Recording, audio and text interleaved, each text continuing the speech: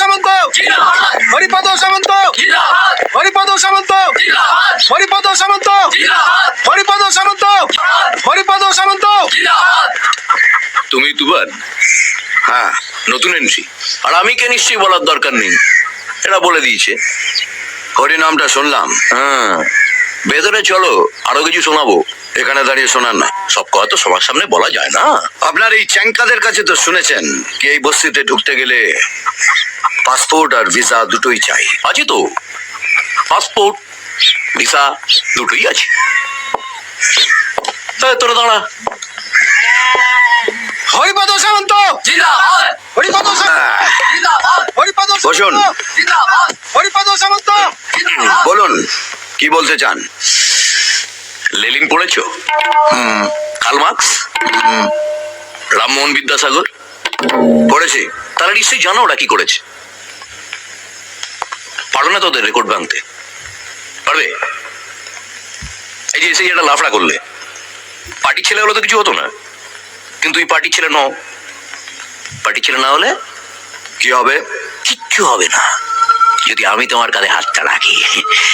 আমার জয়বাবু অবিনাশ মুখার্জি বিরাট ক্ষমতা, হেভি পাওয়ার, পায়খানে তো হাত ঢিল্লিতে। যতদিন না তোমার উপর জয়বাবু স্ট্যাম্পটা পড়ছে, ততদিন পুলিশ তোমার পেছনে দৌড়বে, পার্টি ছেলেরা তোমার পেছনে দৌড়বে। না খাওয়া সময় পাবে না রে ভাই, দিন রাত দৌড়ে মরতে হবে। আমার পাস্ট জানো? সিনেমার টিকিট ব্ল্যাক করতাম, ব্ল্যাকার উঠতে বসতে পুলিশের ঠেঙানি খেয়েছি। তারপর যেই জামাইবাবু এমএলএ হলো, আমিও দলে বেড়ে গেলাম জোরে। তা এখন উঠতে বসতে পুলিশকে ধাঁধালি দিচ্ছি। বড় বড় হেক্কার না হলে সব হয় না। বিরাট হেক্কার। কত কি হতে পারে জানো? ধরো তুমি রাস্তা দিয়ে যাচ্ছ, পেছন থেকে একটা লরি এসে তোমার চাপা দিয়ে চলে গেল।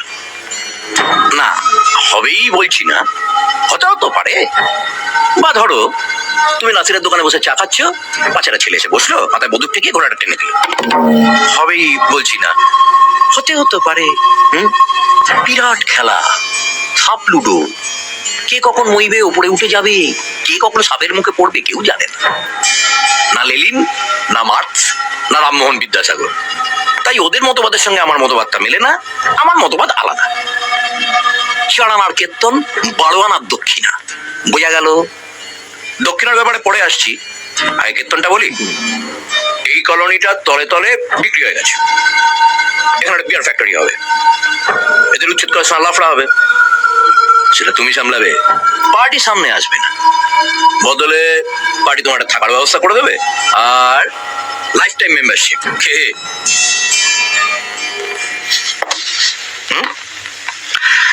আপনার কীর্তন তো শুনলাম, এবার আমার কীর্তনটা শুনুন। ধরুন আপনি সকালবেলায় কীর্তন গাইতে বেরিয়েছেন, হঠাৎ একজন আপনার পাছায় ক্যাপ করে একটা লাথি মারলো, আর আপনি সোজা গিয়ে গুয়ের ডোবায় ঢাপ করে পড়লেন। না না, হবে বলছি না, হতেও তো পারে।